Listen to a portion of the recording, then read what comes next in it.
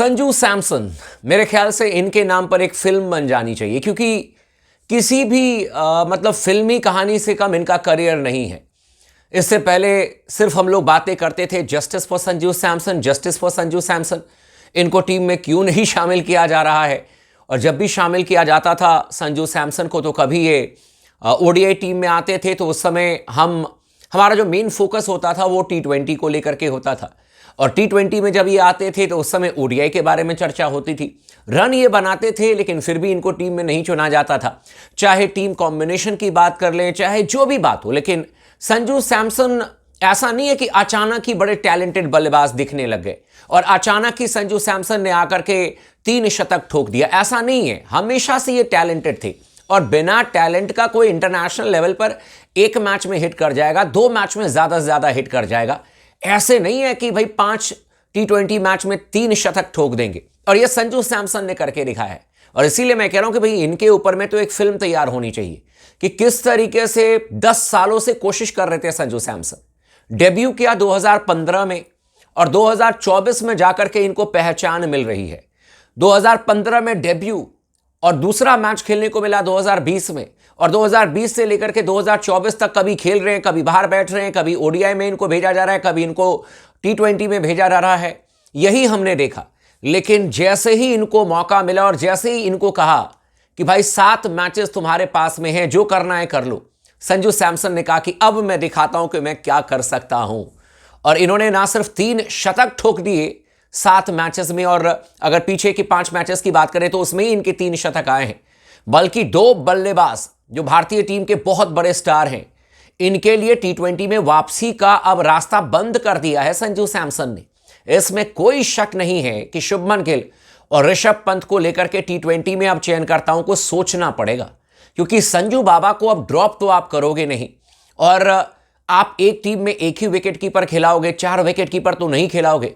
तो ऐसे में फिर ऋषभ पंत को लेकर के, ऐसे में फिर आप शुभमन गिल को लेकर के बहुत बड़ा फैसला आपको करना पड़ेगा। T20 फॉर्मेट में भारतीय टीम का जो नेक्स्ट T20 मैच है वो इंग्लैंड के खिलाफ में है साल 2025 में, और शुरुआत में ही हम खेलेंगे। 5 T20 मैचेस हैं हमारे, और उसके बाद 3 एक दिवसीय अंतर्राष्ट्रीय मैच भी है। लेकिन मुझे लगता है कि बॉर्डर गवास्कर ट्रॉफी के बाद में चयनकर्ताओं को बहुत हार्ड हिटिंग कॉल लेने की जरूरत है, क्योंकि अब आप संजू को ड्रॉप नहीं कर सकते। अब आप संजू के साथ में, मतलब ऐसा नहीं है कि ठीक है संजू सैमसन के लिए जस्टिस फॉर संजू लोग कह रहे हैं तो चलो इनको ओडीआई में शिफ्ट कर देते हैं, चलो इस समय हम T20 की तैयारी कर रहे हैं तो ओडीआई खेल जाएंगे, जब हम ओडीआई की तैयारी करते हैं तो T20 में शिफ्ट कर देते हैं। ऐसा नहीं चलेगा।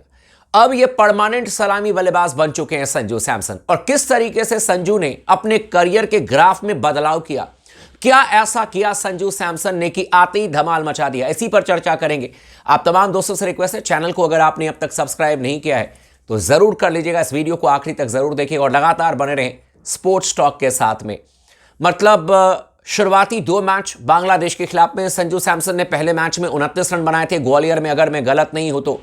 दूसरे मैच में दिल्ली में इनका बल्ला चला नहीं था, लेकिन हैदराबाद में आकर के संजू सैमसन ने हड़बड़ी मचाई और शतक ठोक दिया भाई। 47 गेंदों में या 40 गेंदों में ही शतक ठोक दिया था संजू सैमसन ने। लगा कि भाई आज तो संजू सैमसन ने कुछ साबित करके दिखाया है। और फिर लोग शांत हो गए, क्योंकि उसके बाद हम न्यूजीलैंड के खिलाफ में टेस्ट मैच खेलने लगे, वहां पर हम हार गए। लेकिन इन सारी चीजों को भुलाते हुए संजू सैमसन जब दोबारा बैटिंग करने के लिए आते हैं T20 फॉर्मेट में, इनका फोकस सिर्फ अपने गेम पर था। और संजू सैमसन ने आते ही डरबन में फिर शतक ठोक दिया, कमाल की बल्लेबाजी की। और उसके बाद फिर 2 मैचेस में संजू सैमसन जो हैं वो बिना रन बनाए आउट होकर के चले गए, मतलब खाता भी नहीं खोल पाए। लेकिन आखिरी मैच में, जो साल का आखिरी T20 मैच था, संजू सैमसन ने कहा कि भाई ऐसे तो मैं नहीं जाने दूंगा, मैंने रन बनाए हैं और मैं चयनकर्ताओं को फिर से इंप्रेस करूंगा कि अब आपके पास में कोई बहाना नहीं होगा कि संजू को ड्रॉप कर देते हैं।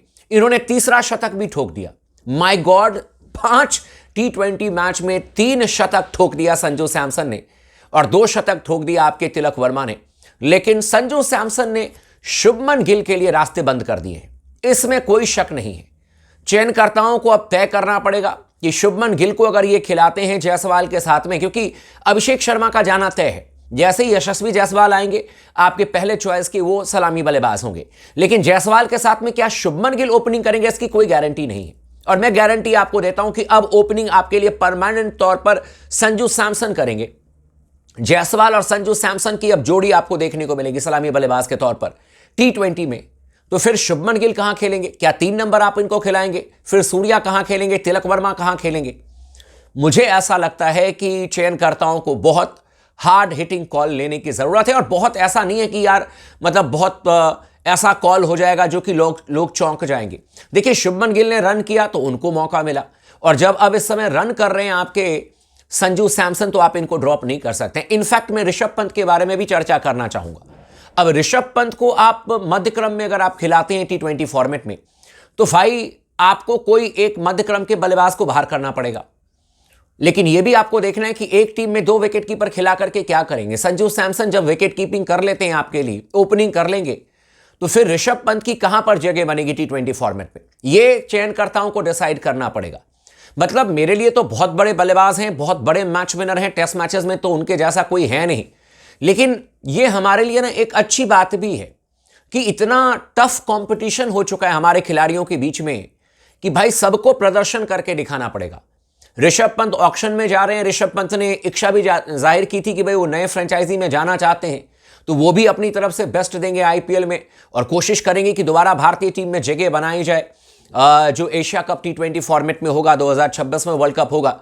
लेकिन भाई साहब, इतना मैं जरूर कहना चाहूंगा कि 3 शतक लगाने के बाद में, चाहे वो शुभमन गिल हो, चाहे वो ऋषभ पंत हो, किसी के नाम के सामने अब संजू सैमसन का नाम छोटा नहीं है। यह बात आप लोग भी बहुत अच्छी तरीके से जानते हैं। कमेंट भी आप लोग करके मुझे बताइएगा, क्या संजू सैमसन को अब इतने आसानी से यह कह दिया जाएगा कि चूंकि ऋषभ पंत और शुभमन गिल टेस्ट मैचेस में अपनी भूमिका निभा रहे थे, इसीलिए पहले हम अब T20 में उनको मौका देंगे, आपको अभी रेस्ट करना पड़ेगा, आपको अभी वेटिंग लिस्ट में जाना पड़ेगा? क्या आपको लगता है कि चयनकर्ता अब यह कह पाएंगे? मुझे तो बिल्कुल भी नहीं लगता, और शायद यह बिल्कुल खराब फैसला होगा चयनकर्ताओं को। इस समय जिस बल्लेबाज ने 3 शतक लगाए हैं, आप उसको बिल्कुल भी ड्रॉप नहीं कर सकते हैं, चाहे दुनिया का कोई भी बल्लेबाज क्यों ना आ जाए। और मैं तो यह कहूंगा कि शुभमन गिल, ऋषभ पंत जैसे खिलाड़ियों को ODI और साथ ही साथ इस समय बॉर्डर गवास्कर टूर्नामेंट पर टोटली फोकस करना चाहिए। बाकी T20 फॉर्मेट में जो सूर्य कुमार यादव की टीम बन रही है, जिस तरीके से टीम चल रही है, इसी टीम के साथ में आपको चलना चाहिए। बस अभिषेक शर्मा की जगह पर आपके यशस्वी जायसवाल की एंट्री हो सकती है।